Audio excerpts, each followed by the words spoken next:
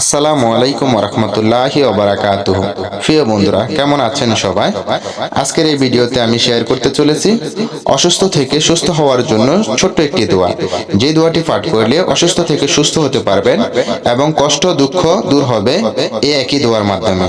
তাই সবাই বেশি বেশি করে এই দোয়াটি পাঠ করার চেষ্টা করবেন।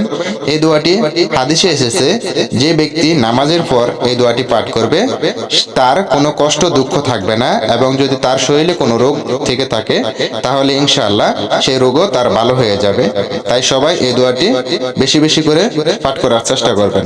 দোয়াটি হচ্ছে, আল্লাহুম্মা রাব্বান নাস আদহি বিল বাশা ওয়াসফি আনতা আশ-শাফি। এই দোয়াটির বাংলায় অর্থ, হে আল্লাহ, আপনি আমাকে কষ্ট, অসুখ এবং দুঃখ থেকে সুস্থ করুন। আপনিই একমাত্র সুস্থ করতে পারবেন। সুবহানাল্লাহ। দোয়াটি অনেক ছোট কিন্তু এর ফজিলত অনেক বেশি। তাই সবাই বেশি বেশি করে পাঠ করার চেষ্টা করবেন।